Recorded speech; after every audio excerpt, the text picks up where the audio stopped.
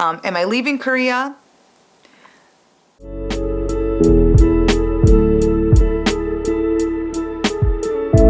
Sorry homies, it's your homegirl Natalie, and yes, by the title of this video, you already know what it's gonna be about. I quit my job. Let that sink in. I quit my job.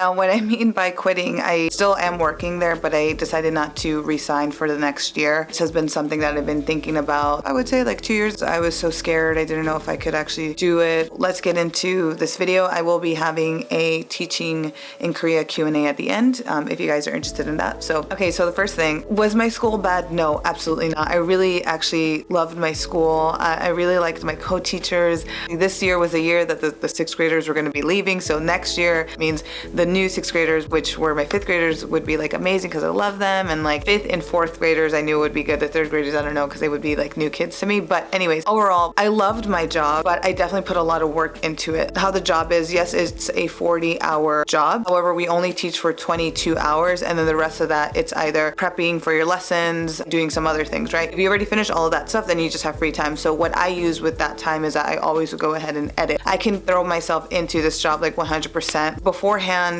I did like so many clubs with my kids that wasn't required of me. It's just because I wanted to do this with my students. So like definitely I could still do that, but I was also like, oh wait, you know, I'm trying to edit. I've been stretching myself for the longest time. To just tell you how my schedule is like I said, I work 22 hours, and whatever time I have left, then I'll go ahead and edit. Even like when I have like a 10-minute break in between classes, I'm editing, bro. Right, I get out like at 4:40. So then I go to the gym by like 5, and then I come back home by like 6:30. Then I need to meal prep. Then I need to edit. That's my Monday through Friday type thing. And beforehand, I used to also go to Korean class, which was 2 hours twice a week. And then I was also going to like Oriental medicine doctor because of my knees and my shoulder. It was also twice a week. So add that into my schedule as well. I don't really have time to kind of just like chill the fuck out. And even on the weekends, like I was watching another YouTuber's video, and she was talking about her Sunday routine. And she was saying like, oh, you know, like for Sunday, it's like our lazy day, like me and my husband, like we like this time to just kind of like chill out and like, prepare ourselves for the new week that's coming. And I was like, I wonder how that feels, because I don't know. Come Saturday and Sunday, normally it's like, hey, I'm gonna meet up with our friends, yes, but I would still wake up 8 o'clock in the morning, go ahead and have to film, I have to edit, like maybe around like 5, 6, go and meet up with my friends and still try to have a social life. So I never really had that downtime to just go ahead and do nothing. It's always been nonstop, and it's been nonstop for like the past 3 years or so. There's been so many moments where I wanted to share a little bit more of everything that I go through on the day-to-day trying to juggle these two things. There have been moments where I will be crying my eyes out at like 3 o'clock in the morning because I'm editing something and I just want to go to sleep, but I need to finish this video and I have work at 7 o'clock in the morning. Granted, no one is telling me to do YouTube. No one is like being, you know, putting a gun to my head and is like, you got to go ahead and do this thing. No one is doing that. So obviously this is out of my own will that I want to go ahead and do this, but I do understand as a creator, there's a standard that you have for yourself. I won't let my standard go down because of my time restraint. So I try to do everything that I can in my power. Like even on vacation, I was still editing. And I remember my friend was like, when I go on vacation, girl, all my work emails, everything, like I'm not touching that. And she's like, I really commend you. I wouldn't be able to do what you're doing right now because like you're literally on vacation. There might be some people watching this and are kind of like, just chill the fuck out. Just give yourself some fucking time. You don't always have to be doing this stuff. Unfortunately, how things are on YouTube, the algorithm really favors people that actually do this full time. So favors people that are able to upload a lot more frequently, so at least like twice a week. That's why I put myself in this situation where I'm like, I have to keep constantly trying to create something. I mean, even now, like the algorithm does not fucking like my ass. I try really hard not to let that aspect of this job get me down and get me burnt out because I really love doing YouTube. And that was also a really big factor of deciding to finally quit my job because I can't do it anymore. I can't. No. I had a friend tell me like, you've been juggling all this stuff for such a long time and you forgot the fact that it doesn't have to be this hard. And like I have other friends that are always telling me like, you're so talented, like I understand that you like your job, but like I know you're just wasting your time there. And I'm always like, think that I can do really well if I had the time. So many things I want to do, so many things that I was starting to do and then I wasn't able to fully accomplish it, put 100% of my time into it because I had all these other things. So also a big reason why I decided to take this jump is I think it was like back in November that I was like, no, I'm not gonna renew. My friend's job had this opening and I was so sure that I was gonna get it, and I knew I was like, okay, this is a stable job. I do send a lot of my money home so I could pay my bills. Like, I am someone that I need stability, because this job was also gonna be another full-time job, but there were some different perks to it. And as it turns out, while I was in class, I get the message from another like, yeah, we went with someone else, and I was like trying so hard to not like break down and cry in my classroom. What's next? What's next? Am I leaving Korea? No. I've had friends that tell me like, you know, you should really try to look for like a part-time job so you could focus on like YouTube. And like what my friends and I had come to a consensus was that if I don't get this job, it's because the universe is really telling me that I should really focus on YouTube. And what I'm trying to do is do part-time teaching, maybe like 3 times a week. So it kind of gives me like a little bit of money. And if I'm like doing YouTube uploading more, I'll be able to make some more money, and it kind of like comes together. In terms of the monetary aspect, I'm going to be making way less what I used to make, plus my apartment. I have to pay by myself full on, and my apartment is $750. That I'm like, do you have some type of backup money? But I'm trying not to use up all my savings just to pay for my apartment. But I love it so much. I think definitely now we'll have to be a lot more frugal. So do I have a job? No. Basically kind of just been trying to find a job ever since. Getting down to the nitty-gritty of things, it's going to be the end of February and I need to find a job. Let's say you weren't able to get a job before your visa ended, you could always switch your visa to a D10 visa, which is like a looking for work visa. I can't get into the specifics of it, but that is another potential route for you. And that was like one thing that my friends were telling me, like, hey, don't worry about it. Like, there's always another option. What actually ended up happening, and this is something just letting you know that can also happen to you, because this has happened to another friend of mine. So I did end up getting a job. Great. They sent me the contract. Awesome. I signed it, and they sent me an email like a couple days later stating like, hey, the person that was going to leave that you were going to replace, they decided to stay. So yeah, your contract is done. And I was like, what? It is what it is, man. Like, I'm already just trying to think so positive and being like, I didn't get this job because something else is coming up. Actually, I do have a job interview tomorrow, and I'm just gonna put it out there already. Like, I got that job. I got it. Hey, everyone, I got this job. Yay, congratulations. Everyone, I have a job. I have a job now, so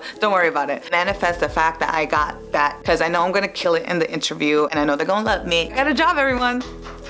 So now that I have more time, what I'm hoping is I'm going to be uploading more. I'm going to, more projects, because that's something that I really want to do. 2 years ago, when I was thinking about doing this, my mom had told me, like, she's like, if you jump, like, don't worry, like, just know that you have a lot of people out here rooting for you. Like, when I decided to not renew, and when I told my co-teacher, I was like, I was so calm about everything. I knew that this was the right decision, because normally I would freak out because I need a safety net and I don't have that. I mean, well, I do have that now, because now I have a job, right? I got the job. Back to the video. This year is all or nothing. I have no excuses now. I just have to do everything in my power to be successful at my craft. I have the time now, so that's what I'm really, really excited for that. I think that's everything that I wanted to say, so let's get into the teaching Q&A. What's your favorite part about teaching? The relationship I am able to build with my students. Do you feel like there are a lot of opportunities to move up in teaching? Absolutely not. With teaching is that no matter how many years you're going to do teaching, you'll always just be the English native teacher. That's it. Do you think teaching could be a long-term job? Absolutely not. I mean, depending on what you're trying to do. If you're just trying to like live out your life and like save like money while you're here. I've been doing it for 5 years and it's been good. In terms of how much money you make, you cap out at a certain point. So you can't move up in the system. You're just gonna be an English teacher. So if that's something that you're very passionate about, then sure. I'm studying to be a teacher. What is the biggest challenge you face when teaching? Being like a homeroom teacher versus just an English teacher is very different. There's a lot of other things that you're going to face. As an English teacher overseas, there's things like cultural differences and language barriers. You got to look into the programs and see which program you like and see what kind of benefits these programs have and which one do you think is the best. I have like videos like in terms of like the details of the programs and other like Q&As, so please go ahead and check out my teaching playlist on my channel. How do Korean teachers and you handle difficult or misbehaved students? There's that language barrier unless that student knows English, but like there's been so many times where I've like yelled and everything and like that impact is not the same as my Korean co-teacher doing it, So I always kind of have to like go to them, like they'll translate for me and stuff. Yeah, it's a little bit harder because we don't speak their language. So each teacher is very different in what they do. Like I have a co-teacher and we teach like younger kids, but like if they step out of line, she will be like telling them, which I'm even like, oh, they're little kids. I've had other co-teachers where like the kids have been so rowdy, so loud, so everything, and they're just like, and I'm like, are you kidding me, bro? And then I have to go and like try to yell at them. But again, there's that language barrier. So with misbehaved students, sometimes all they're really looking for is attention. And I don't mean that as in a bad way. You don't know what's going on in their lives. So sometimes they just need a little bit extra help on something. Maybe they're being rowdy because they really don't understand it. I've had students where they're like, no, I didn't notice, I can't do it. And you have to encourage them and be like, no, you can. Like, look, it's so easy. I'm like, this and this. And they're like,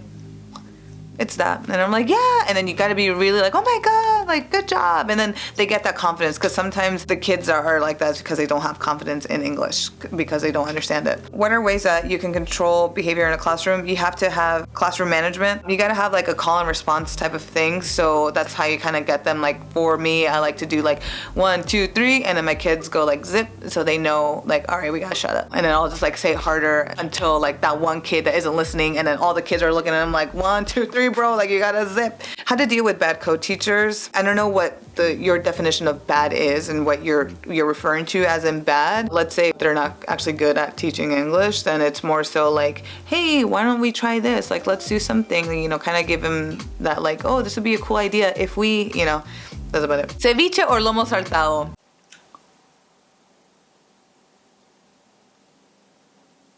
Ceviche. You go into detail about the role of the co-teacher in the classroom. It should be like a 50-50 thing. The thing about teaching, being a teacher in Korea, like you think like, oh, I'm gonna make all this stuff and da da da. There are different like co-teaching setups, and what unfortunately is the most popular is the one where you're just there like a robot, and they're like, how do you say this in English? And you're like, chicken. And then they're like, okay, it's time to play the game. And then you only have the last 15 minutes of your class to actually like do anything. But for the rest of like 25 minutes of it, you're just kind of there like walking around, like doing nothing, which at first you're like, oh, that's an easy job. And then after you're like, this kind of gets boring.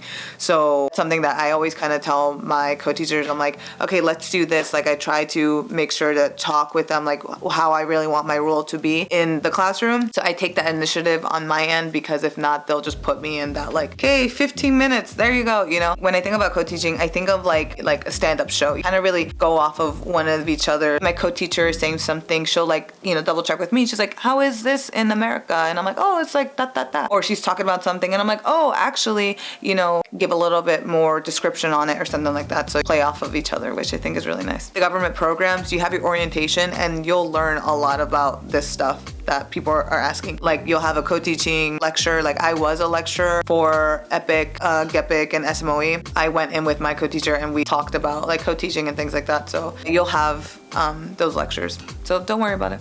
Does your company give you English lessons to teach, or do you make your own? I don't have a company. Again, it's a government program. And for the government programs, yes, you always have a book that you follow. However, it's up to the co-teacher and you if you want to actually follow the book, because the book is just a guideline. You don't technically have to follow it, but depending on your co-teacher, maybe that's something that they want to do, that they're very much so by the book. And I've definitely had other co-teachers where we haven't done the book at all and we just do our own thing. How do you come up with fun lesson plans? And when I think of like the lessons that I do, would I like it if I was a kid? Like, do I think this is fun? And if I think it's gonna be fun, then I know they're gonna like it too. I try to think of their position, you know, like, is this game actually fun or is it not?